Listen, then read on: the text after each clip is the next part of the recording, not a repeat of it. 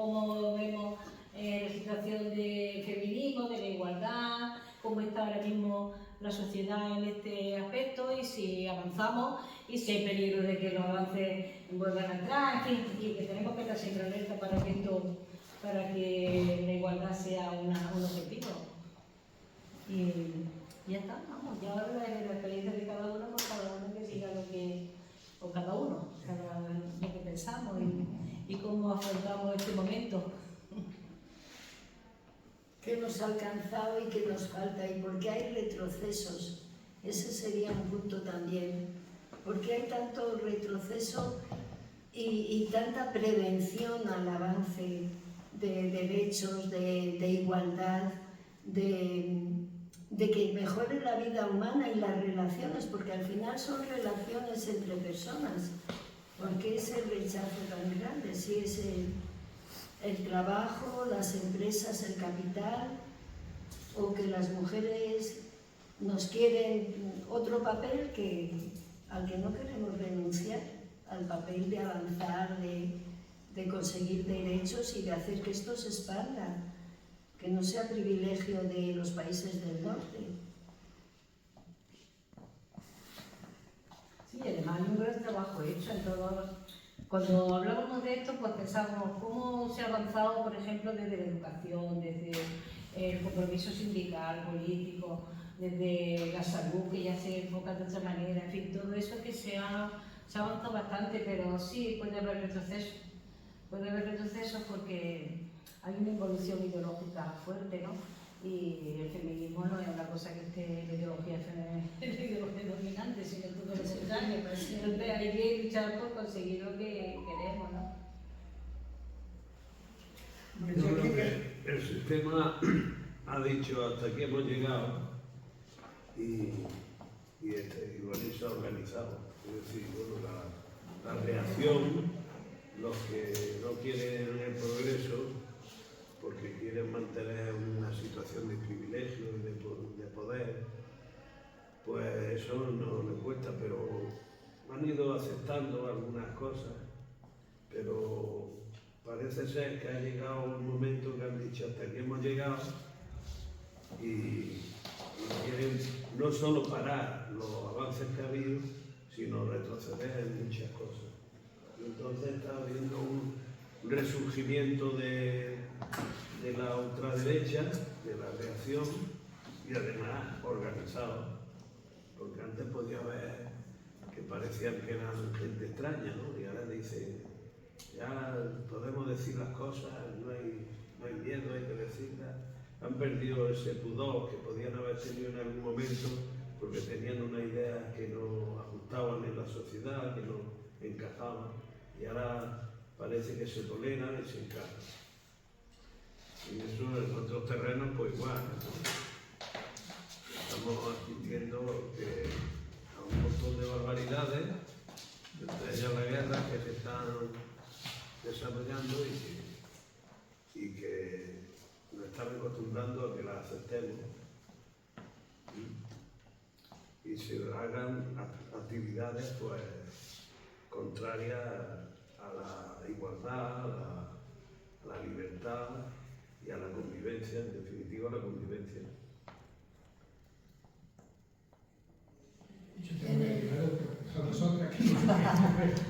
En el tema de la enseñanza, bueno, yo lo tengo muy limitado, porque tampoco es que tenga estudios de nada, de las realidades fuera de lo que conozco. Yo creo que sí, se ha ido retrocediendo. A ver, hubo un momento cuando salimos de la dictadura, se hicieron planes muy bonitos hacia la escuela, de apertura, de crear dinámicas, de proponer otra enseñanza, porque la que teníamos y de donde veníamos era muy pobre. Y en la escuela yo recuerdo que nosotras podíamos hablar de todo. Bueno, yo estaba en primaria, hablo de esa zona de primaria.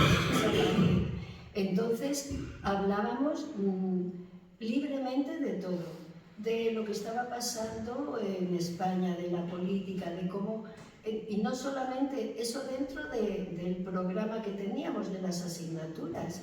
Quiero decir que nadie nos ponía freno para poder tener libertad de hablar, ni los padres tampoco protestaban. Quiero decir que se creó un dinamismo pues muy bonito.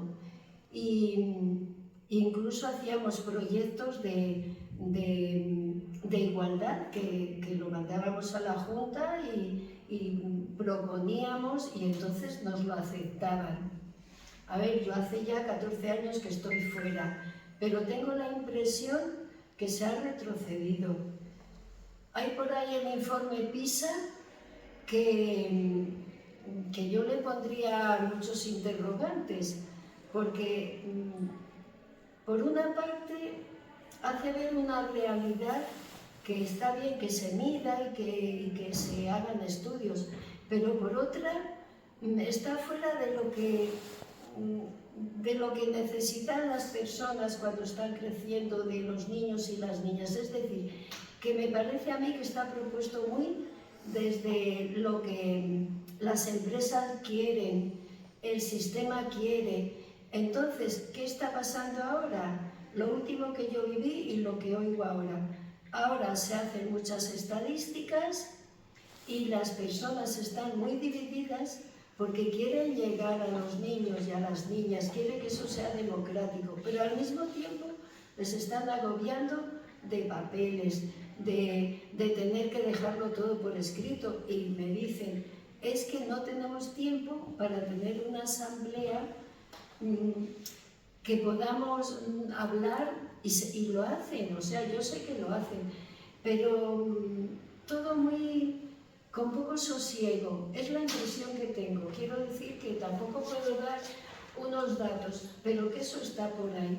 Lo bonito que era, por lo menos nosotros en primaria, yo he estado de primero a sexto, era poder dialogar con ellos.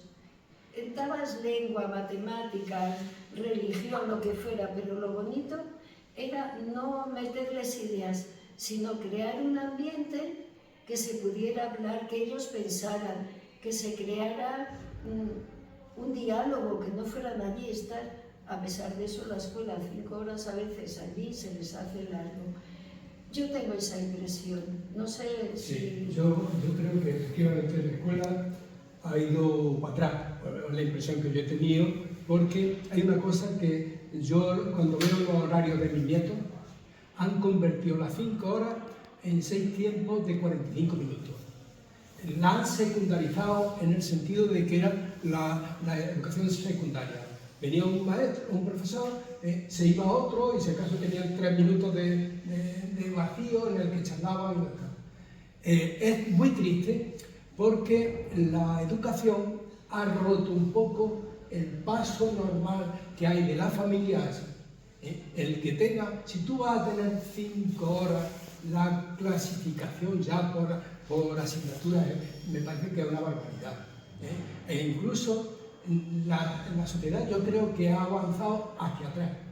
En la tendencia es quitar la filosofía, todas las educaciones que ayudan a pensar en las preguntas esenciales que se hace el ser humano. ¿A qué estoy aquí? ¿Hacia dónde voy? ¿Cómo lo hago? Eso se ha roto completamente. Todo lo que se llaman incluso la competencia. Esa palabra es fea en el sentido que se entiende un poco como la competitividad que hay en esta puñetera sociedad. Entonces, la idea principal de querer aprender, la filosofía es el amor a saber, eso se ha perdido desgraciadamente. La educación es siempre más titulitis, es sí llegar a que te digan tú has pasado este curso y si es con un 10 mejor, se nominaliza, se da número de eso.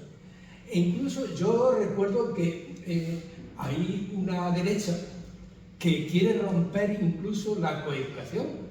La coeducación pues se logró hace ya muchísimo tiempo, pero ellos, el PSOE y principalmente el Opus Dei, quieren la separación de niños y niñas. Y mira que la coeducación debiera de ser mucho más que niños y niñas estuvieran en la misma escuela. estuvieran en el bien, sino que hablaran incluso entre ellos del sentimiento de un sexo y del otro, y la sensibilidad que tendría que haber entre personas que se comunican y llegan a sentirse personas antes que sexos separados. Todo eso está desgraciadamente dejado en mí. Decía Virginia que efectivamente antes había asambleas, y había asambleas principalmente infantil. Desde chicos, cuando la madre lleva al niño que apenas habla, por las mañanas tienen todavía la costumbre de juntarse en un corrito y que cada niño hable, cuente lo último que le ha pasado y que los demás escuchen. Y que hablen de uno en uno, lo que no se logra ni en el Parlamento actualmente. Entonces, date tu cuenta lo que se ha perdido. Luego venía también el agobio de los primeros cursos que se trataba de aprender a leer, que es sobre todo descifrar. Y entonces, con el agobio de que terminen leyendo, que es descifrando, decir lo que dice el libro y lo demás, porque muchas veces no entrando para adentro, pues ya se dejaba esa costumbre de la asamblea, que es aprender a escuchar, aprender a hablar.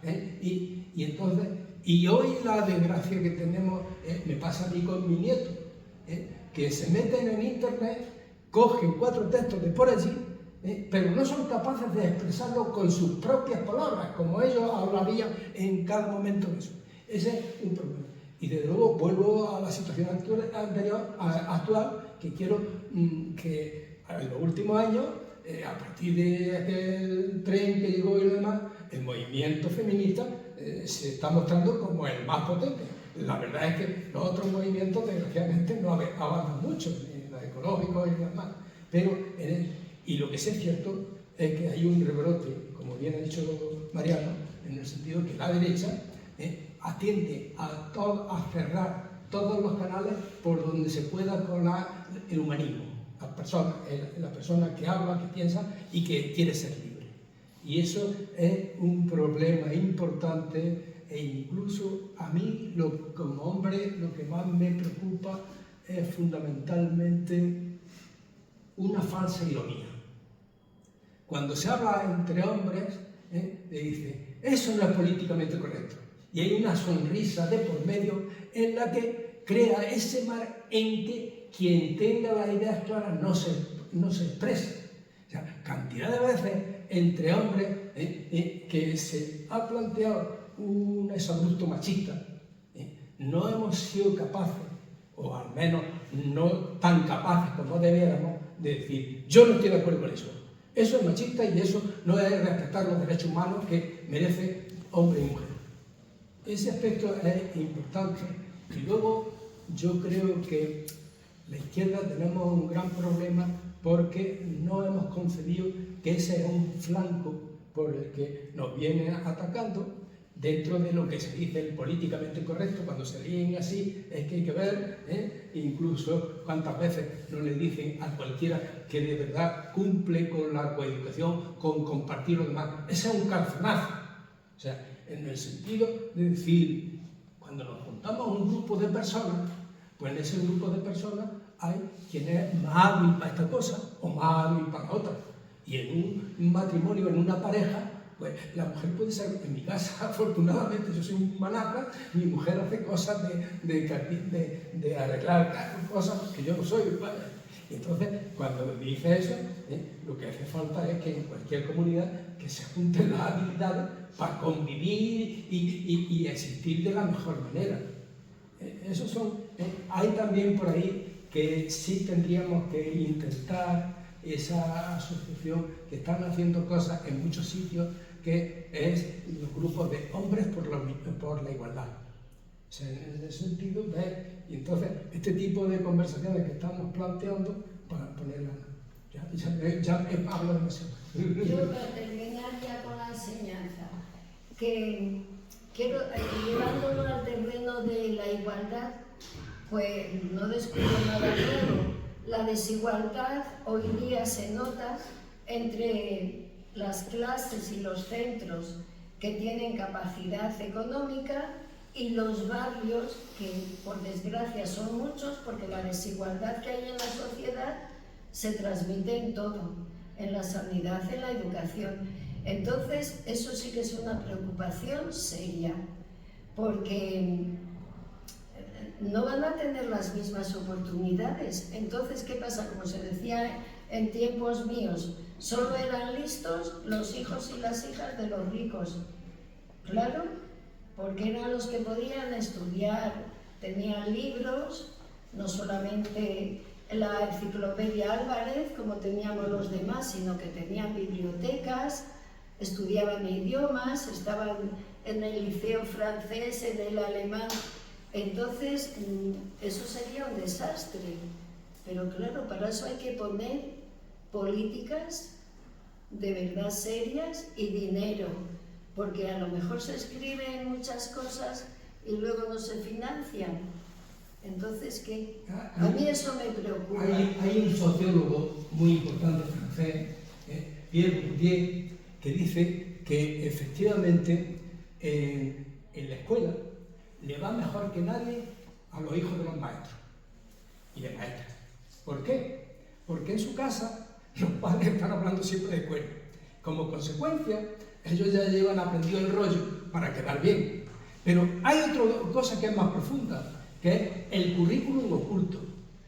Allí, en la escuela, se le aprueba y se le da por bueno lo que dice el hijo del maestro y lo demás, porque ellos coinciden con el currículum explícito, que los libros de texto y lo demás son aprendizajes, que es lo que la sociedad retardataria, conservadora, mantiene como tal. Aquello que sea apertura local. El hijo de un cortijero puede llevar allí muchos conocimientos que desgraciadamente se rechazan, porque el cortijero, el hombre del campo y lo demás es una vida también interesante que tenía que tener acogida en la escuela igual.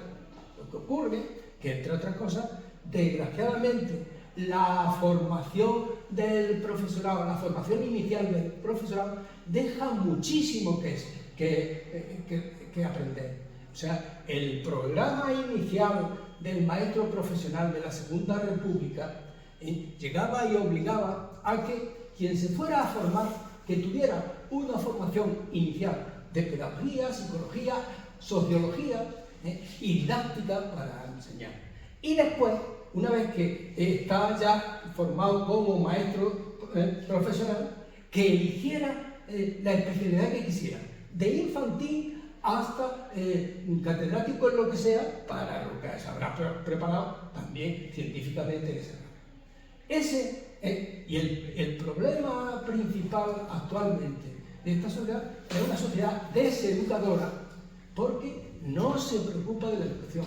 La gran diferencia desde siempre de la Segunda República con el resto de todas las épocas que ha ocurrido en España es que la República sí tuvo una visión por redimir, por educar y por hacer personas a los ciudadanos con todo. Eso desgraciadamente, por eso Franco no fue tonto, sino que lo primero que hizo fue depurar a la sociedad de los maestros. No digo para volver un poquito al tema. Yo creo que el feminismo es la revolución pendiente. Queremos la igualdad en todos los ámbitos de la vida. Y yo creo que en todas las revoluciones que se han dado a lo largo de la historia, las mujeres hemos luchado por ser iguales que los hombres y por obtener también las mismas conquistas de los hombres. Pero esto no se ha conseguido. Y seguimos haciéndolo, seguimos intentándolo. Y puede haber retrocesos, pero desde luego el momento de ahora, yo cada 8 de marzo, digo como un símbolo, una pieza simbólica, me planteo las conquistas que hemos conseguido, y son muchas, y las que nos quedan por conseguir. Y claro que puede haber intentos de echarnos para atrás, pero no vamos a consentirlo. De todas maneras, y con esto termino, porque yo creo que hay un problema en la izquierda. Siempre que nos comprometemos en algo, y el feminismo y la lucha por la igualdad de un compromiso, pues conseguimos cosas. Lo que pasa es que no hay mucho compromiso en la actualidad, porque el compromiso parece que es una cosa que ya está fuera del orden del día. Hay que comprometerse si queremos cambiar las cosas. Y uno de los compromisos que tenemos es la igualdad. Yo, por lo menos en mi partido, cada vez, afortunadamente, somos más feministas, y cada vez que el feminismo se considera más una fortaleza. Entonces, yo creo que sí, que estamos en el buen camino, pero claro, hay que mantenerlo y hay que seguir luchando. Yo quiero hablar del mundo del trabajo, porque sabéis que el producto me he movido. Entonces yo leía que en los estudios sociológicos sobre la población trabajadora, la diferencia que hay entre el hombre y la mujer. La mujer siempre está en sectores más precarios, trabajando más pues, en la economía sumergida, con menos salario, con horarios, las reducciones de jornada son de las mujeres. Entonces hay una serie de cosas que perjudican más en el mundo del trabajo a la mujer que al hombre. Porque es verdad que cuando en una familia se plantea la reducción de jornada, normalmente esa reducción la hace una mujer. No sé por qué, pero Para compaginar. y entonces, eso es una de las cosas que también hacen que las mujeres fallen la igualdad. Porque es verdad, la mujer en el mundo del trabajo ha avanzado menos que el hombre por esa situación. Y entonces otra de las cosas que decía, bueno, eso, lo de los contratos parciales y cosas un poquillo más. Y entonces otra de las cosas que yo también leía era cómo la crisis, que lo decías tú, perjudican más a la mujer que al hombre. Entonces, la crisis económica que venimos arrastrando desde el 2008, ¿no? Sí. Eso ha perjudicado muchísimo a la mujer, porque es la que se ha quedado fuera casi de lo que es el trabajo, del mercado de trabajo. La mujer se ha quedado fuera del mercado de trabajo en cuanto a lo de la crisis económica. Luego hay otra cosa que yo creo que es bonito, es todo lo que se está hablando de la crisis de la economía feminista, que eso podríamos hablarlo. Cómo hacen más hincapié en lo que yo el otro día decía, en el trabajo, como que el trabajo es todo y cómo ese trabajo que está haciendo la mujer en la casa, en el cuidado de la familia, de los mayores y todas esas cosas, eso es un bien social que tampoco se está. Entonces, cuando se habla de la economía feminista, se habla mucho de eso, de cómo hay que ponerlo en el sitio que le corresponde a esa economía, porque esa es una economía. Entonces y otra de las cosas que a mí me gustaría hablar es la explotación de las mujeres a otras mujeres, y en las mujeres del servicio doméstico. Yo ahora que estoy más cercana, que voy a coger eso, cómo las mujeres emigrantes, cómo están explotadas, y explotadas por mujeres. ¿Cómo van? Necesito a una persona. Esas ya no dicen ni mujer ni hombre, a una persona. Claro, la fuerza de trabajo que hay aquí es la fuerza de los emigrantes. Y la mayoría de las emigrantes son mujeres, eso lo estamos viendo. Yo cuando veo, digo, mira, pues si son la mayoría colombianas, peruanas, son la mayoría mujeres. Y entonces van otras mujeres a contratarla con contratos. Primero, que no les dan de alta. Segundo, que ponen una cosa que a mí me ponen de los nervios. Lo que pasa es que yo, como no, yo aquí estoy un poco despertado. Veo ahí callar, porque además me pongo frenética, Para callarme yo, pues me callo, Porque es que mi madre tiene una pensión muy pequeña, pero yo quiero que vaya una mujer las 24 horas del día, pero yo más de 600 euros no le doy, porque mi madre, o mi padre, porque también tiene una pensión muy pequeña. Yo me entro en la gana de decir, digo, coño, pues ya sabes lo que tienes que hacer, renunciar si estás en un puesto de trabajo y cuidar. Digo, eso hace hincapié como las mujeres estamos explotando a otras mujeres, y mujeres de la clase trabajadora explotando a otras mujeres por debajo. Que eso es muy inquietante, otras mujeres, y eso lo están haciendo. El otro día, una emigrante que nosotros tenemos confianza llegó a mi casa, estábamos hablando y era domingo, el domingo fue, y la llamaron por teléfono. Digo, mira, pero tú hoy no tienes descanso. No tenía descanso, sino que había ido para el domingo. Dice, no, es que mi jefe se ha caído. Y tenía que ir a levantarlo. Digo, pero nene, digo, pero tú cómo pues tienes que ir. Dice, es que se ha caído y tengo que ir a levantarlo. Digo, pero mujer, dice, pues cállate, que el otro día me llamó a las 4 de la mañana. Por favor, ese es el esclavismo más grande. Dice, a las 4 de la mañana tuve que ir porque se había caído. Dice, ¿y porque le he leído la cartilla? Porque no me lo he dicho. A las 4 de la mañana, si te caes en el bate, te quedas. Y de verdad, es que todas esas cosas están sucediendo y las están sufriendo las mujeres.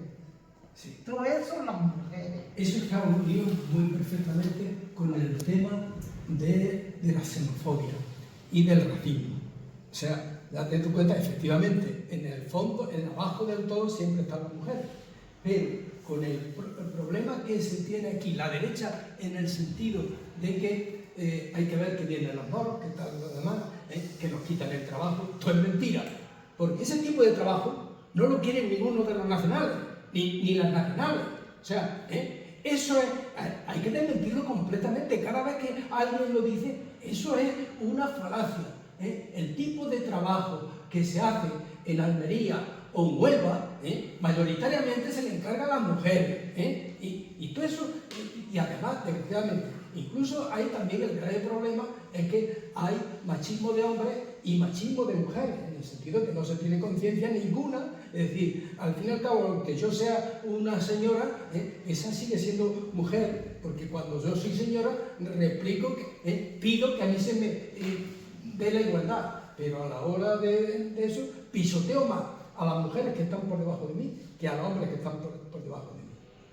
E incluso el tema también fundamental, que es que dentro de la misma iglesia hay ya movimientos de mujeres que piden su reconocimiento como tal. No hay manera. E incluso, claro, la derecha en la propia iglesia combate permanentemente a todo ese movimiento que pueda haber. Cristianos de base y esa gente que tiene más conciencia humanista está en contra. Pero tú vete al Vaticano o vete a un obispado, el tipo del señor Demetrio de Córdoba y lo demás, y hablas de eso y te excomulgan a quien llega. Son bastantes cosas que efectivamente yo creo que nosotros como pensionistas sí lo venimos tratando, que para que las pensiones no se queden en el esqueleto, sería fundamental que el propio Estado, no siquiera el de las pensiones, pagara los periodos de sombra que tiene la mujer. Cada vez que la mujer se queda embarazada y hasta que el crío llegue y puede funcionar y vaya a la escuela, debiera de cubrirse esos años de las cotizaciones que no han tenido. Y a partir de ahí se lograría una equiparación importante en las pensiones de las mujeres jubiladas.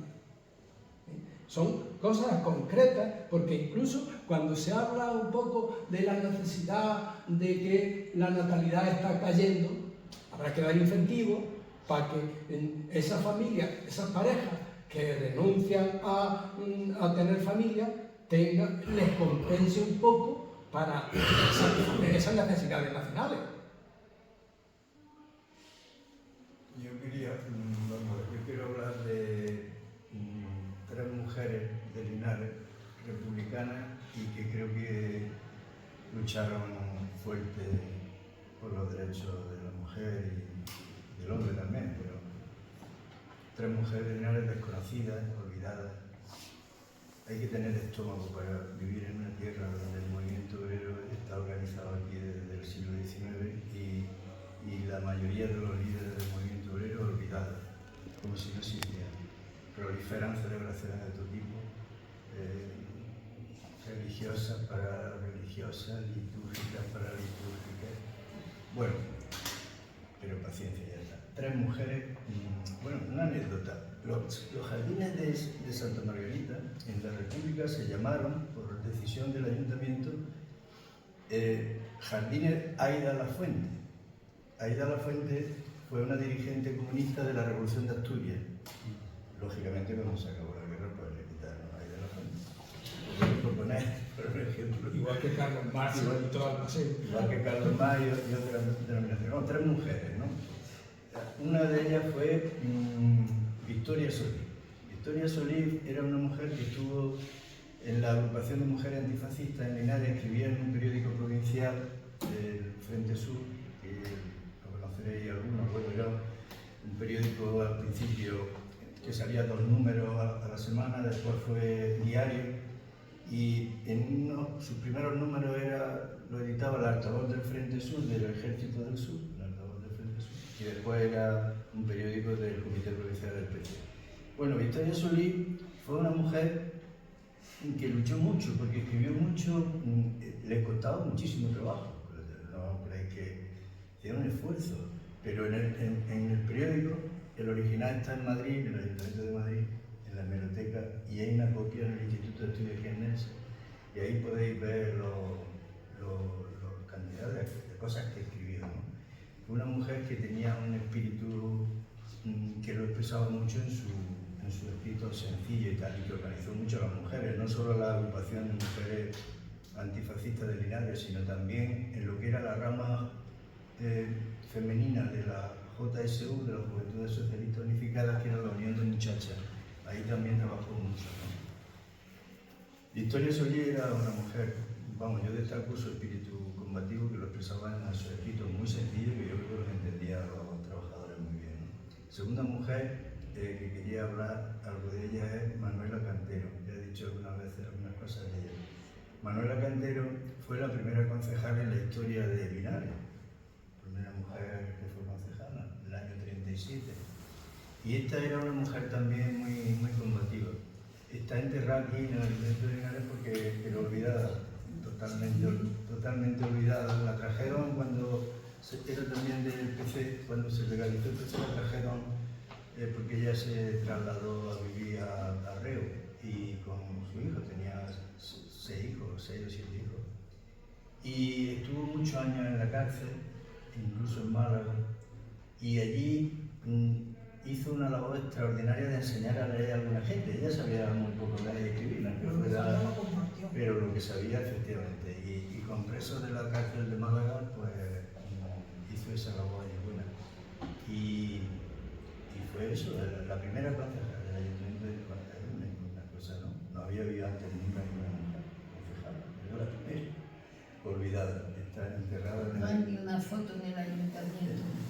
No lo sé, que yo sepa, yo la he visto en un acta del pleno del año de 37, la he visto, pero en foto no, nada. Bueno, y la tercera mujer que quería hablar de ella, que también luchó, y esta de verdad así en plan ya un poco más de aquella manera. Bueno, Victoria Solís era compañera, pareja de Lino Carrasco. Lino Carrasco fue un concejal de Linares, trabajaba en la Renfe, aquí abajo, en la estación de Herbeza, vino de Madrid, no era de Linares, vino de Madrid. Y Lino Carrasco consiguió salir de España después de la guerra, se exilió y fue militar en la Unión Soviética. En Madrid hay un documento suyo muy preciso sobre la batalla de Pozo Blanco, porque él estuvo combatiendo allí. Lino Carrasco era muy joven entonces. La compañera de Lino Carrasco era Victoria Solís. Y Alejandra Galindo era la mujer de otro concejal, Pedro Orellana, de Linares de esa época. Y esta mujer, esta fue guerrillera, esta que empuñó la arma, pero además organizaba las milicias en un grupillo chico, no muy grande, pero organizó un grupo de milicias aquí en Linares y que después se incorporaron en el frente de Córdoba, ¿no? Alejandra Galindo la detuvieron, le encontraron un arma de su compañero, de su marido, de Pedro Orellana, y ella en el juicio dijo que era de su marido y suya, la pistola. y que hicieran con ella lo que quisieran. Lo que hicieron con ella fue que le formaron un proceso sumarísimo de urgencia y la fusilaron en Jaén. Está en una fosa de Jaén. Tenía 22 años cuando la fusilaron. Y yo creo que estas 3 mujeres, hay muchas más, ¿no? Pero vamos, ahora mismo, para no alargar esto mucho, pues fueron 3 mujeres que lucharon de verdad, no digo que los demás lucharon de mentira, es decir, que tuvieron un compromiso, lo que decía, que tuvieron un compromiso explícito, ¿no? Bueno, y otra cosa que quería decir, ya dije el otro día algo en el acto que organizó el partido, el tema del patriarcado no es fácil de desentrañar. Entonces, yo creo que no es fácil de desentrañar y esto, como no se desentrañe la ideología del capitalismo profundo, es muy difícil que los obreros se monten en un compromiso organizado. Muy difícil, porque lo que mueve a la gente son las ideas, lo que conmueve son el convencimiento. Entonces, el patriarcado es complicado de desentrañar, es mi opinión. Está muy oculto. Eso, está oculto, no es visible. Y entonces, ¿qué es lo que pasa? Que en los próximos años, aunque las manifestaciones, yo creo que las manifestaciones que ha habido este año en el 8 de marzo han sido importantes, muchas. En algunos sitios unitarias, en otros no, ojalá lo sean todas, pero han sido importantes, ¿no? Pero yo presiento que como no se desentrañe el patriarcado, porque ¿qué es eso? ¿Dónde está?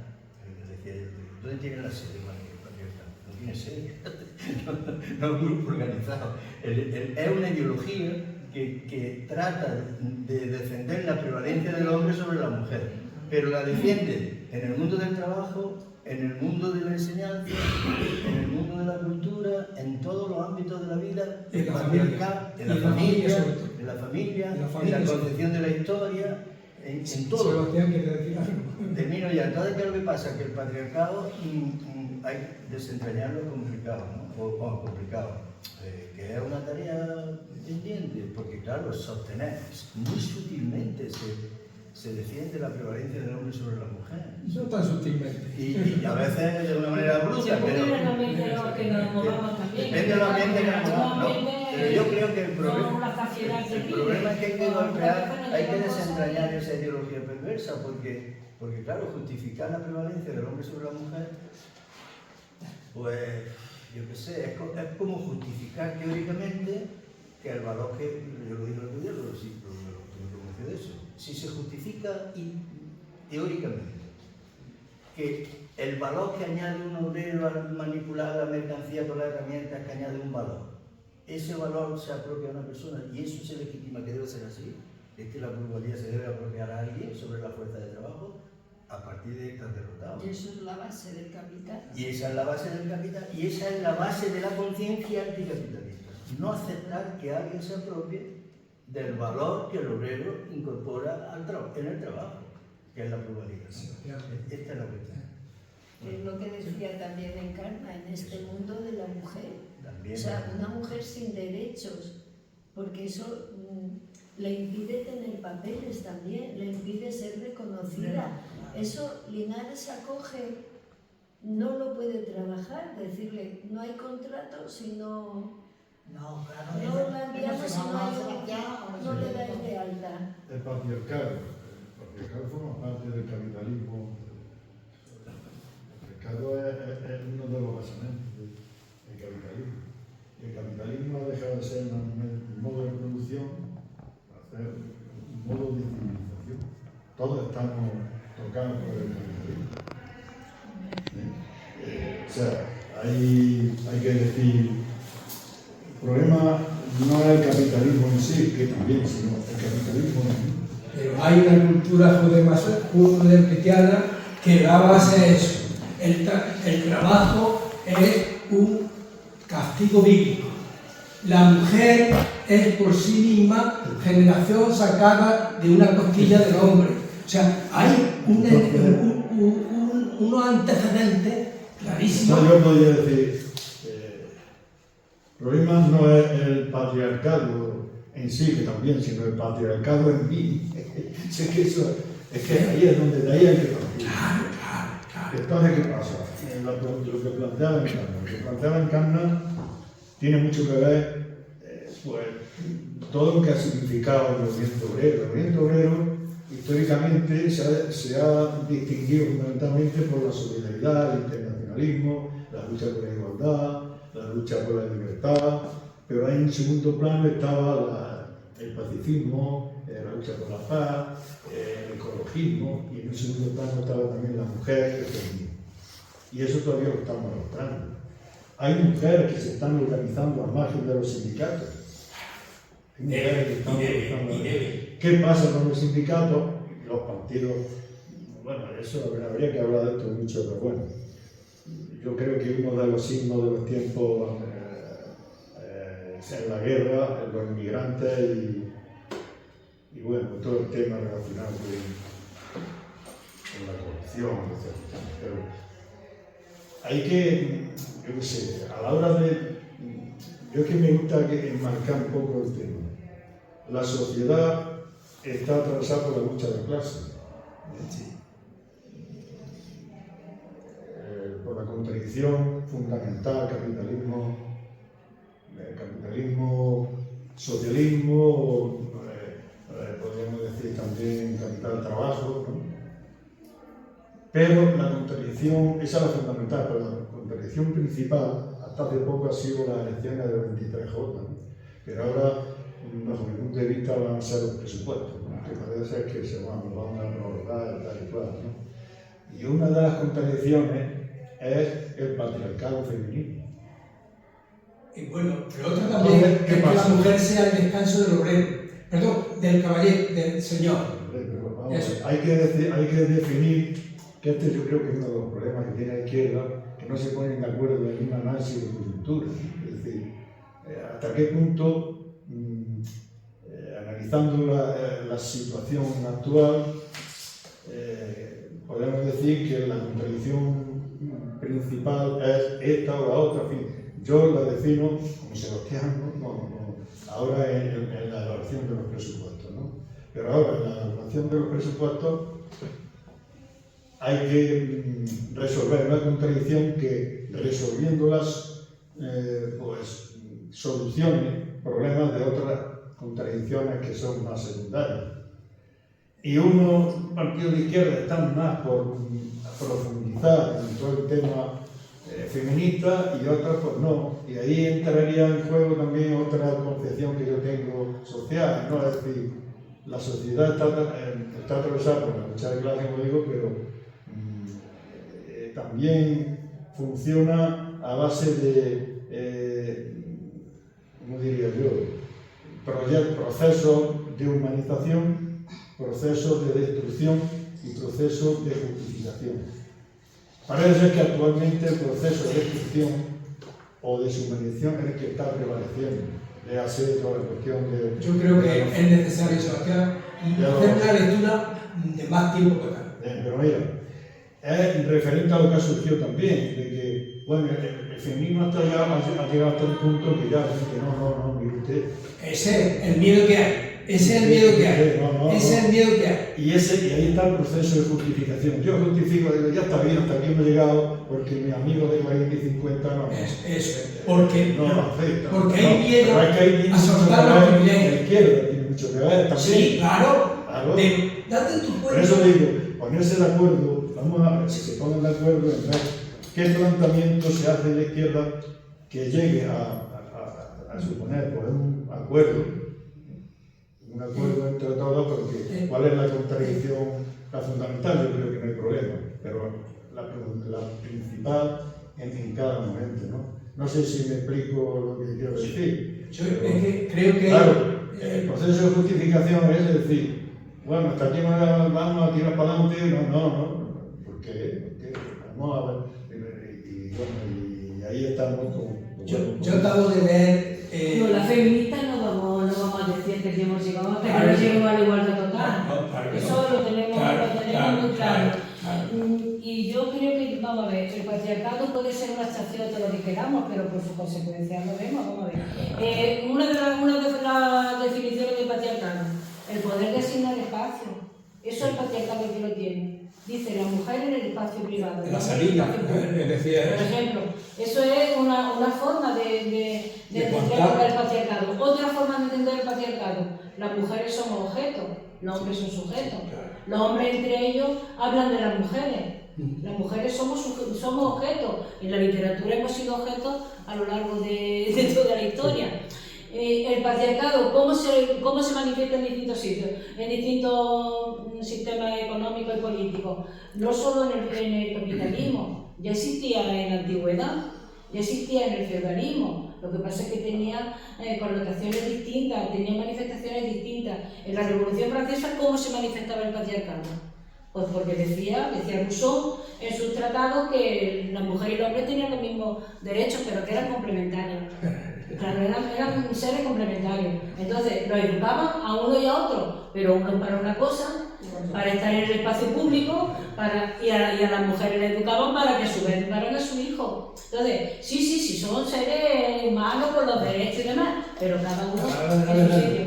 Entonces, yo creo que es verdad que el patriarcado tal y como dice, ¿dónde está el patriarcado? Lo que dice Luis, pero que sí, que tiene manifestaciones que se ven clarísimas. Y yo creo que cuando las feministas decimos que hay que abolir el patriarcado, sabemos perfectamente lo que estamos diciendo. Ese entramado de intereses que existe entre los hombres, porque los hombres se dan el poder uno a otro, aunque afortunadamente hay muchos hombres que apuestan también por el feminismo y que son los aliados de las mujeres, pero que son los hombres los que se dan el poder uno a otro, y es el patriarcado. Y ha sido durante mucho tiempo. Ahora que las cosas queremos cambiarlas y estupendo, y vamos a seguir, porque hasta que no consigamos la igualdad, las mujeres no vamos a seguir. Hay un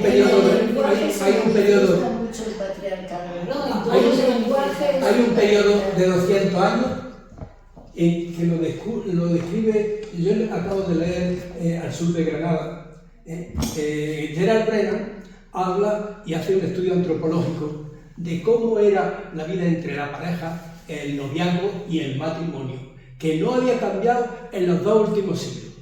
Y es que resulta que estaba claro que la mujer tenía condenado el placer. Los noviazgos eran aparte con 4 miradas que se hacían en el paseo. Llegaba y si las miradas coincidían, el novio iba a rondar el balcón, si allí le abren, le daban permiso, se acercaba ahí. Pero luego se iba el matrimonio y en el matrimonio solo tenía la función de la procreación. La mujer tenía prohibido el placer e incluso hasta el extremo de que la mujer le decía al marido cuando salía, ten cuidado, pero sin convicción ninguna, sin pedirle la fidelidad que el marido le pedía a ella, porque ahora a ver si te vas por casas malas. Y sabía a conciencia que el marido se iba a buscar el placer que no encontraba en casa fuera.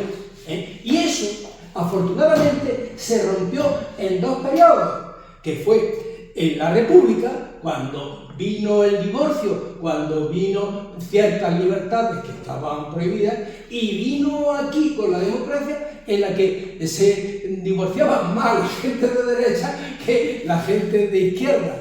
Pero ese tipo de libertades en las que la mujer pueda vivir por sí sola, ha costado mucho trabajo. Las familias monoparentales tienen muchísimas dificultades también, porque hay un entramado entre la sociedad en que las cuestiones de clase y las cuestiones patriarcales se ayudan la una, hacen una simbiosis para que el progreso y el humanismo no crezcan, no avancen. Yo lo que pasa es que lo que dice Sebastián, lo del patriarcado en mí, eso lo tenéis que ver los hombres, claro, todos los que estáis aquí. Claro. El patriarcado en mí. Claro. Porque yo no quiero asegurarlo porque eso está muy mal.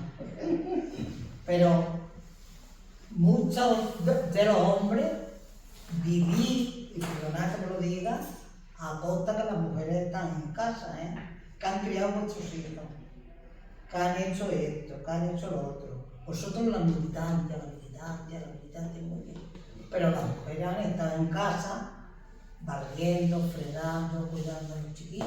Por eso lo del patriarcado es muy importante que lo vayamos viendo también entre la gente de nosotros. Encarna, te lo digo como me lo dijo. No, de verdad, Encarna, te lo digo como me lo dijo una compañera. Dice, ¿tú cuántos culos has tocado?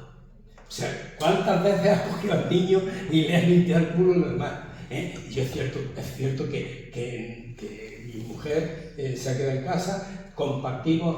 Yo iba a hacer la compra hasta que una vez tuve problemas de cadera y dijo, ya no va, y un montón de cosas. Y yo sé que uno sigue siendo más... Ni por ti, ni por No, sí, pero lo que hay que hacer, que uno quiere ser menos machista de lo que es. Esas contradicciones las tenemos los hombres y las mujeres.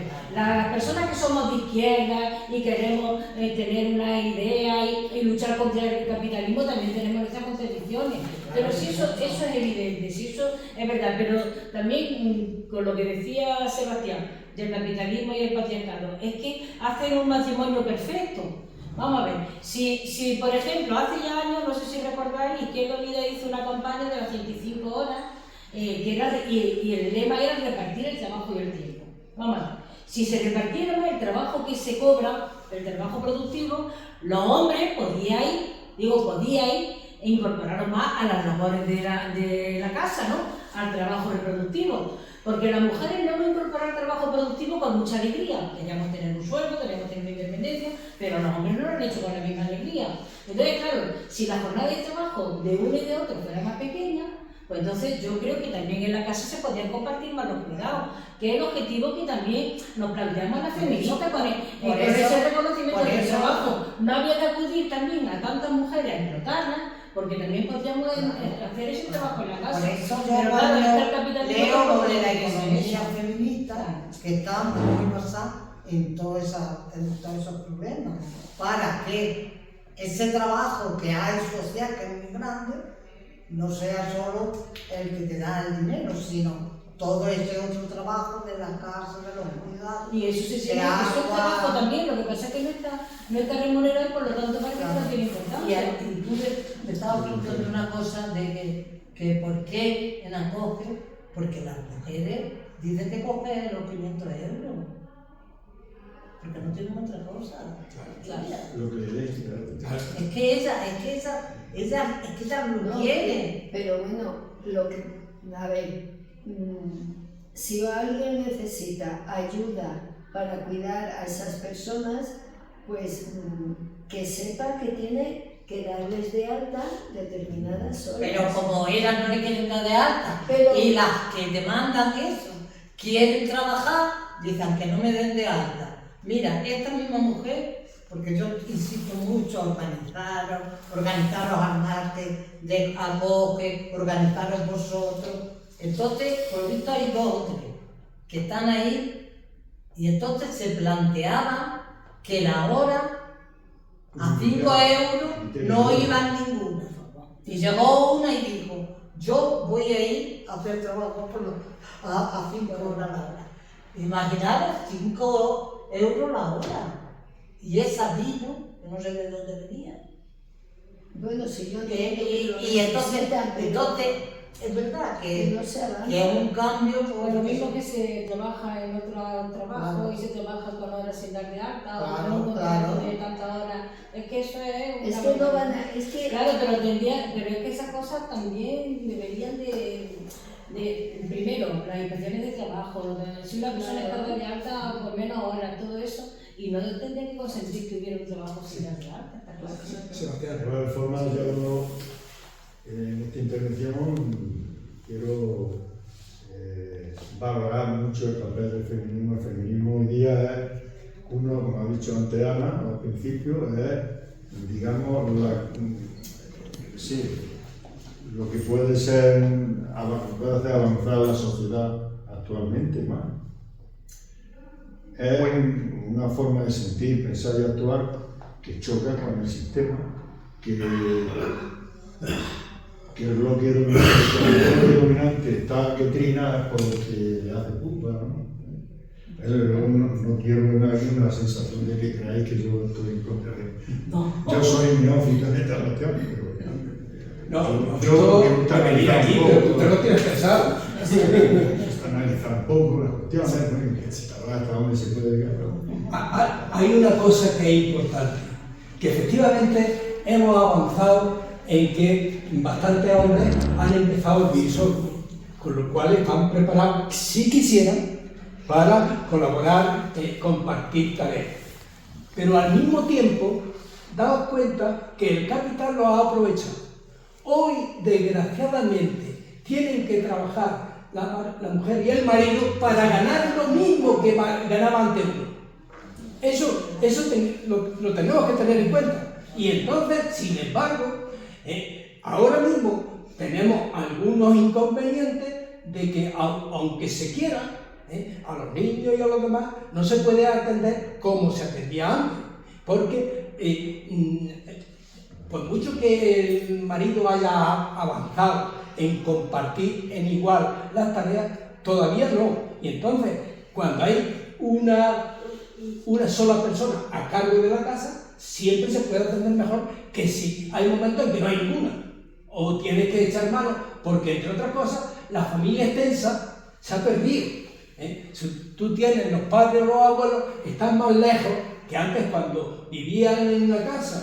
Los abuelos, la mujer se iba y siempre había alguien que cuidaba de los niños. Pero ahora estamos en la familia nuclear, y en la familia nuclear, mientras si los niños no van a la escuela o lo demás, alguien tiene que estar a cargo de eso. Y si no es un matrimonio muy bien organizado y que puede, lo tiene difícil.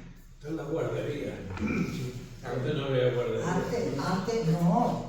Una de las luchas, me acuerdo, las primeras luchas que yo vi en el hospital, la primera vez que trabajé en el hospital, ¿cómo se llama? El geriátrico. No, eso ¿El es Jaén?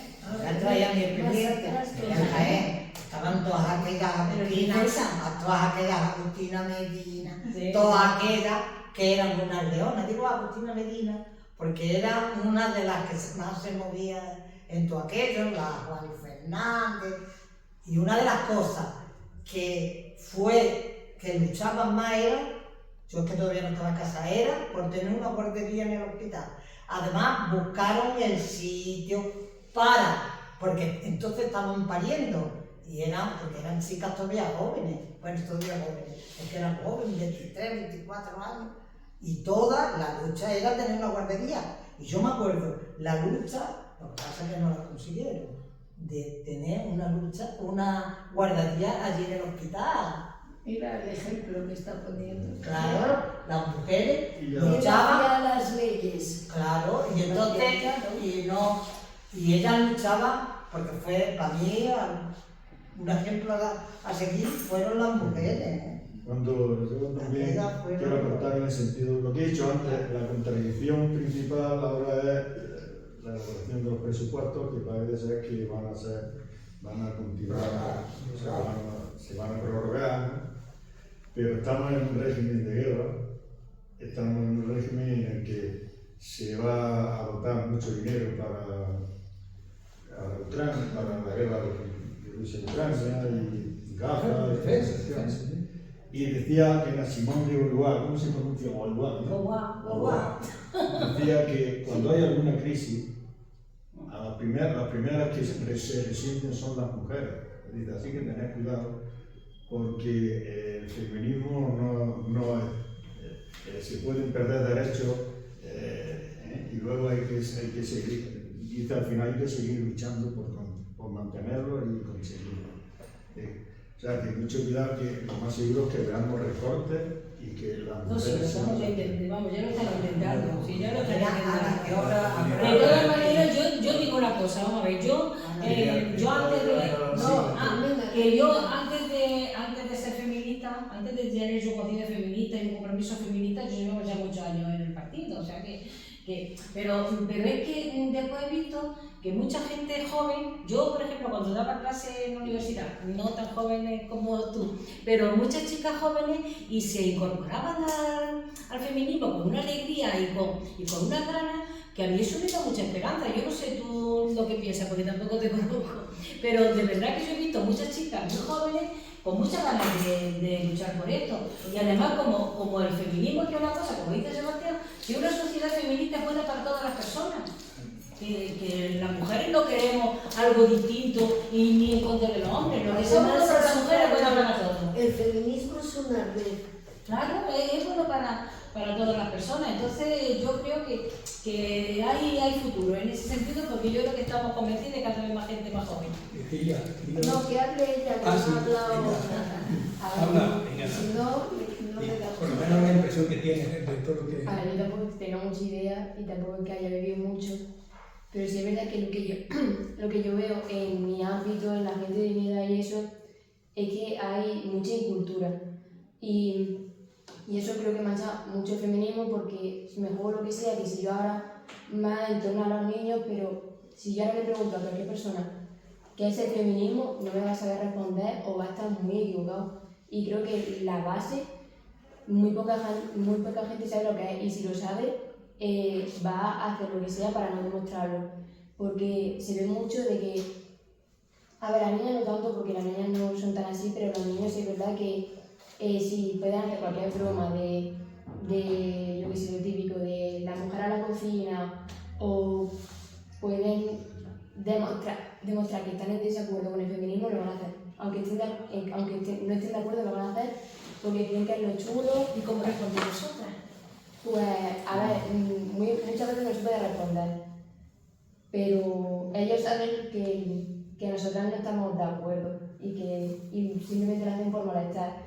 Pero lo que pasa es que ya está tan generalizado que yo creo que llega un punto que hasta lo piensan, porque no tienen ni idea de lo que están hablando, no saben qué están haciendo. Y también un problema muy grande es que hay mucho individualismo, y hay mucho egoísmo, y sinceramente con la gente que yo conozco y la gente de mi edad, veo muy difícil que se pueda hacer un cambio, porque muy poca gente quiere hacerlo, porque con ellos estar bien se bastan, y si tú estás mal me da igual. Si yo estoy bien y yo vivo bien y bueno, aunque me pase esto me da igual, me apaño, no va a haber un cambio y no vamos a evolucionar. Al futuro, ¿eh? Yo creo fundamentalmente que entran en un equívoco principal, de que el feminismo es lo contrario de machismo. Sí. No necesariamente. Entonces, lo que sí hay que establecer es que el feminismo no va contra nadie, sino a favor de todo el mundo. Claro, lo que ocurre es que estamos en una sociedad muy individualista, y el que está en el polletón quiere seguir en el polletón y no quiere perder privilegios. El rico quiere seguir siendo rico y, si puede, más rico todavía. El hombre que tiene sus privilegios no los quiere ceder, pero ahí es donde está. Tú no eres machista por ser machista, eres egoísta porque no quieres perder ningún privilegio. Si quisieras y estuvieras dispuesto a perder tus privilegios, nos ponemos y hablamos de igualdad, y piensa que yo puedo ser más inteligente que tú, le dice a un varón, y vamos a ver si eres tú tan responsable o tan machito como te presumes, para demostrar que eres superior a mí. ¿En qué? Es que perder los privilegios cuesta mucho trabajo. Claro. Los privilegios que habéis tenido los hombres en ellos. A ver quién renuncia a eso. No, hay que arrancárselo. Pero a ver quién se lo arranca. A ver quién se lo arranca. Porque si tú dices, por ejemplo, nosotros tenemos las cosas compartidas. Pues hay veces que si Sebastián hace una cosa, pues a lo mejor porque se haga la hago yo. Eso es un error que tenemos las mujeres. No. Si tú tienes que fregar los platos, aunque la cocina se llene de platos, tú friegas los platos. Yo me acuerdo de llegar un día en casa de una y dice que los platos los tiene que fregar y que se los haga el marido. Y había así. Y ella estaba planchando, y era que yo lo que tengo que planchar. Y digo, ¡ole tu coño! Pero Claro. eso cuesta mucho. Pilar de la Torre, la nombro porque ella lo cuenta, que con Sema pues esto lo han hecho, lo han compartido mucho, y dice que ella ya tenían repartidas las tareas, porque sabéis cómo son. Entonces, por la noche, decía Pilar, yo no podía soportar ponernos a charlar, a fumar un cigarro, a estar hablando con todos los platos de la cena encima. Dice, pero yo allí aguantaba y aguantaba. Bueno, pues claro, es que eso tiene que ser así, eso y otras muchas cosas. Román, ¿tú qué Ya dices? nos lo contamos. Romana. ¿No dices nada? Yo lo que iba a contar, una cosita muy pequeña. Unas madres jóvenes universitarias están casadas, tienen hijos y ya tienen trabajo. Y se reúnen de vez en cuando ellas, a veces con los maridos y a veces sin los maridos. Y me contaban que ellas en estas reflexiones decían, la sociedad nos ha engañado, el sistema nos ha engañado, porque nos da trabajo, estamos contentas, tenemos hijos, pero estamos ahogadas de trabajo, porque quieren llevar bien el trabajo, están preparadas, les gusta disfrutar porque son jóvenes, y los maridos, pues parece ser que también van entrando y además, pues bien, pero se sienten marginadas, porque la guardería nos cuesta dinero, no nos la ponen en la empresa o cerca, tenemos que andar por ahí, caminos para acá, para allá. Llegamos a la casa, no tenemos a los padres, no podemos tener una chica porque no nos llegan los 2 sueldos, entonces todo recae sobre la mujer, dice, porque la programación de la casa y de la vida, de lo que hace falta, la ropa, todo esto, recae en la mujer. Y dice, nuestros maridos nos dicen, tú dímelo, porque es que yo no caigo en la cuenta. O sea que en la programación del patriarcado, en los hombres, yo no sé cómo lo vivís, como que esto tampoco entra, ¿qué se necesita en la casa? Pues viene la primavera, se necesita ropa, este niño no tiene, la niña le faltan unos zapatos. Entonces, no os han dejado que toméis iniciativas en ese sentido, porque quizá también la mujer ha acaparado, o hemos acaparado más de la cuenta de sus hijos. Esa reflexión se hace en estas mujeres y que nos sentimos engañadas. Un punto solamente. Os recomiendo una novela de Isaac Rosa, es magnífico el autor, que se llama Final Feliz. Es toda la conversación que tiene una pareja cuando se iban a separar. Y está la lucha de que la muchacha tiene con la suegra, porque eran 2 generaciones de feministas, y chocan entre ellas y plantean el tema que ha dicho Virginia. Os recomiendo un libro magnífico de leer. Yo por hacer un contrapunto positivo al panorama sombrío que nos ha puesto Nora en el sentido de joder si la juventud viene así, yo sí creo que ha cambiado un montón. Además voy a hablar de mi experiencia personal, ¿no? Yo, a pesar de que yo generalmente he sido de izquierda desde los 18 años, 17, o una cosa así, cuando me puse a trabajar, que me puse muy pronto y enseguida me ficharon de comisiones obreras en la clandestinidad, pero a pesar de eso en mi casa había ese reparto de roles. Mi mujer era la casa, incluso ella en aquel momento me decía a veces, pues no estés en la cocina, no seas cocinita, la palabra era no seas cocinita, fuera de ahí. Bueno, y luego sobre todo, en el tema de los hijos, yo como además militaba en el sindicato y luego en partido político, porque mi evolución fue primero comisiones y de ahí pasar a tal, yo era el que hacía el ir al partido, el ir al sindicato, el ir a no sé qué, y esto me arrepiento profundamente hoy. Yo no he vivido la juventud de mis hijos, yo no he sacado a mis hijos a andar, yo no les he llevado al médico, era ya la que les llevaba al médico, absolutamente todo. Sin embargo, en los últimos años de yo trabajar en CEPSA, yo pues me venía como un jefecillo de esto, ¿no? Un jefe, yo era 40 años ascendiendo y tengo 8 tíos por encima, ¿no? Pero bueno, me venían chavales, oye, que mañana voy a llegar tarde porque tengo que llevar al niño al médico, o tengo que hacer esto, o los ves a los padres, porque me encanta verlos cuando van por la calle con el chaleco este puesto, con el niño tal. Entonces yo creo que sí se ha evolucionado a positivo, o sea, ¿no? Yo ahora sí que ya en este momento sí que repartimos en casa, por supuesto, además mi mujer tiene el hombro jodido y todas las tareas duras de fregar, cacerolas, catos, todo eso, es cosa mía, ¿no? Pero en aquel momento, o sea, yo confieso que hasta los 30 años así, todas las tareas domésticas, y no solo las domésticas, sino las de cuidar a mis hijos, han sido ellos. Entonces yo, sinceramente, he vivido de mis hijos muy poco y me arrepiento profundamente y me da una envidia a mis compañeros de trabajo jóvenes cuando que me voy al médico con el niño, que voy a no sé qué tal. Yo quiero decir algo de lo que dije, pero para tratar de profundizar algo, para tratar. Mira, yo creo que lo que dice Ana, hay una cosa que dice que a mi juicio yo le pongo un pero, que es, por su hecho, no, el patriarcado no se ve, pero sus consecuencias sí. Mira, las consecuencias de las cosas no dan el porqué de las cosas, como no buscamos las causas. Y entonces, pero eso en todos los órdenes de la vida, en todo. Y lo que nos puede ayudar a todos, porque no es fácil, porque el sistema es más listo que la madre que lo parió, y tiene una legión de gente a su servicio. Como no desentrañemos las causas de las cosas no cambian, no cambian. O dicho de forma dialéctica, si no desentrañamos las causas de las cosas, la gente no se organiza para que las cosas cambien.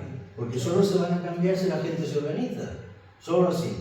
Bueno, entonces yo sigo insistiendo, igual que creo yo que el capitalismo de hoy no tiene nada que ver con el capitalismo fordista, el neoliberalismo es la fase actual del capitalismo. El capitalismo que hoy existe es neoliberalismo. Ese es el que existe. Y ese tiene una ideología que es el posmodernismo. Como no desentrañemos lo que es el posmodernismo, no entendemos la fase del capitalismo actual. Y si no entendemos la fase actual, la gente no ve las causas, no se organiza y no cambia, y no avanzamos. El conjunto de la izquierda, con todas nuestras contradicciones y con todos nuestros comportamientos personales que son contradictorios, unos más, otros menos. Entonces, yo lo que veo es que la ideología de la desigualdad hombre y mujer es el patriarcado. Y es una ideología compleja para desentrañarla. Y no basta con que la veamos en sus consecuencias. Si uno sabe más de derecho, las puede ver en el mundo del derecho. Si uno sabe más de enseñanza, pues las puede ver en el mundo de la enseñanza. Si otro tiene más experiencia en el mundo del trabajo, ve las consecuencias en el mundo del trabajo. Pero ¿cuáles son las causas de esa ideología? ¿Cuáles son las causas? Eso no es tan fácil. Es un sistema de ideas que prevalece de la desigualdad, que ha subsistido, como dice Ana lo explica bien en el libro suyo del patriarcado. El patriarcado como sistema de ideas viene desde la antigüedad y tiene el tronco común de que hace prevalecer al hombre sobre la mujer en todos los órdenes de la vida. Entonces, desentrañar eso, que no da tiempo, porque no, pero es lo que yo creo que puede hacer tomar conciencia a la gente. Y cuando se toma conciencia, la gente se puede organizar. Sin conciencia no se organiza ni Dios. Entonces, yo lo que veo así. Y vivimos en una sociedad donde estamos permanentemente... Mirad, los tertulianos que oímos todos... Bueno, los que... Esos son unas asalariados. Mirad, fijaros en una cosa, aparte de otra consideración de lo que sea, ¿no? Fijaros cómo los tertulianos de las tele, de los radios, no pasan de las causas. No pasan de las consecuencias, describen lo hecho, y yo digo, claro, no basta con describir una cosa. ¿Por qué ocurre eso? Describen el genocidio de Israel sobre Gaza. ¿Y por qué se produce el genocidio? Porque la gente, es que ellos disfrutan siendo genocidas. O es que tienen unos intereses ahí alguien que... ¿Quiénes son los que lo tienen? ¿Dónde viven? ¿Cómo se llaman? Porque hay empresas muy grandes que se tienen nombre. Pero yo lo que le digo es, mira, si yo fuera enseñante, que no lo he sido nunca, bueno, una vez una experiencia y no fue buena, en Ceuta. Pero mira, si yo fuera enseñante, yo le enseñaría a todos los alumnos quiénes son los dueños de las 35 empresas más grandes de España, del IBEX 35. Porque esos tienen un poder inmenso. En los medios de comunicación, en los bancos, en todo. Entonces, por favor, vamos a buscar las causas de las cosas. Es lo que yo quería decir con el patriarcado. Y claro, ya para otro día podríamos, para el año que viene, pues que la charla sea el patriarcado, causa y consecuencia. Pero, Luis, creo que estás equivocado en el sentido de que en toda sociedad, en todo grupo, hay una lucha de poder. En una clase, para que tú sepas por dónde va esa clase, tendrías que hacer primero un sociograma de quién es el líder, quiénes son, porque además es que hay permanentes agresiones entre los propios alumnos y tú tendrías que saber cómo está compuesto ese grupo. Efectivamente, cuando tú vas teniendo instrumentos, te tienes que llegar y tener una visión del mundo que te controla. Pero si tú no sabes cuál es la interacción en el pequeño grupo, mal puedes llegar al grupo amplio. No, estoy de acuerdo 100%, pero como la asociación era un instrumento de debate, ojalá lo engordemos y lo engrandecemos. Yo me gustaría que los debates fueran al corazón de las cosas, fueran al fondo, al meollo de la cuestión. Porque si no, pues, nos convertimos en tertulianos. Y entonces,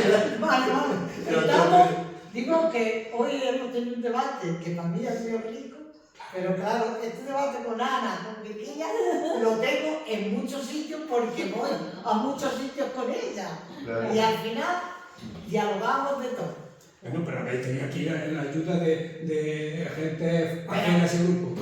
Ajena, no. Anda, que a ti no te he oído, ¿sabes? Madre mía.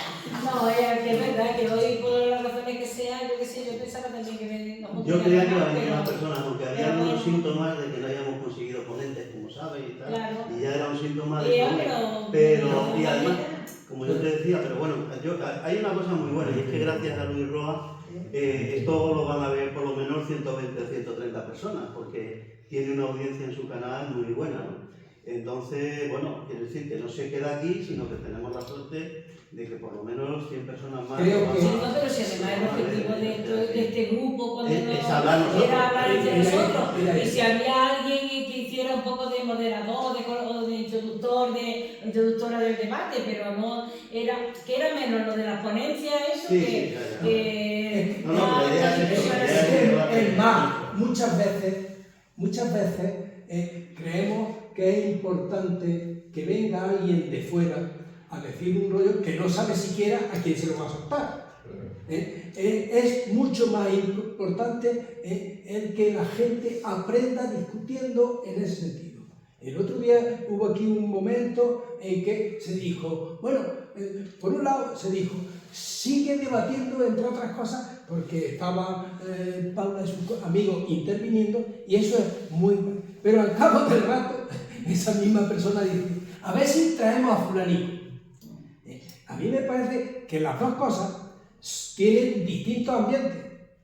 Si nosotros de verdad queremos profundizar, tendríamos que llegar y hacer siempre un coro y casi obligar a que todo el mundo se mojara. Y comprendiera, y que incluso las conclusiones a las que llevamos de alguna manera son compartidas. Eso es importante. Ahora, otra vez, cuando viene una sola persona y hace una ponencia, pues muy bien, pero si eso incluso como mínimo tú lo has cogido y has anotado un poco para rumiarlo después, eso se lo lleva al viento. sí, pero de todas maneras sí echo yo de menos que haya imagen, que estamos poca gente. Yo pensaba que íbamos a contar alguna más. Y de todas maneras... Vamos a hablar, Román, que dices que hable. Está comiendo la lengua. Es que aquí Virginia que hable lo que quiere hablar.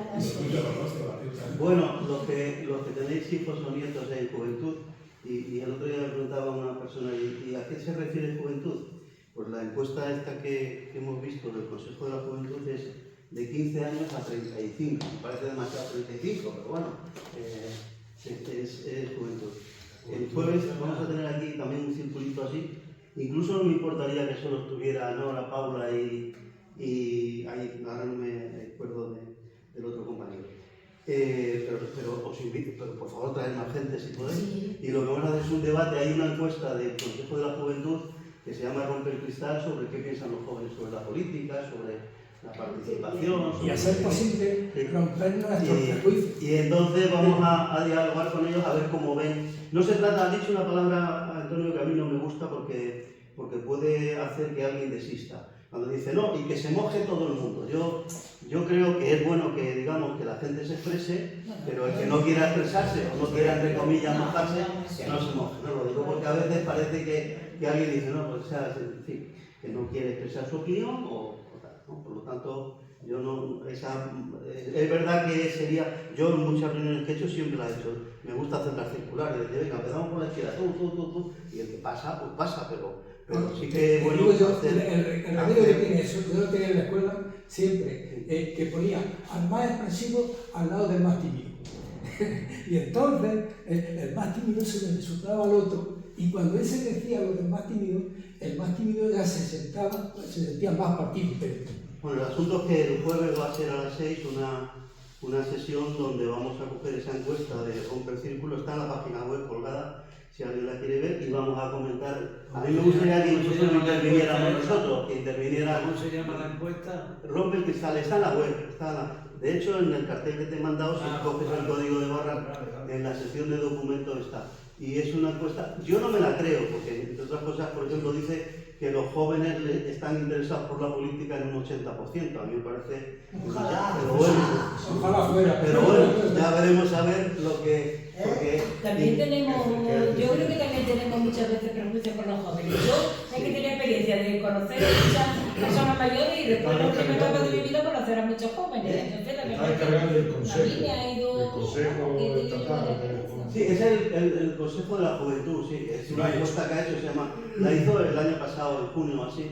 Sí, y, no, pero bueno, como es de temas generales, pues está bien, vamos, que es atemporal en el sentido, ¿no? Y bueno, yo creo que vamos a intentar. De todas maneras, yo, también una cosa que decía antes Antonio, que algunas veces buscamos tanta preparación en las clases y eso, pero si yo digo, si los maestros que teníamos, la preparación que tenían la que tenía y cómo nos influían y cómo nos hacían, nos inspiraban y cómo nos despertaban nuestra curiosidad, y a lo mejor no habían estudiado tanta pedagogía ni habían hecho tantos cursos de nada, ni nada.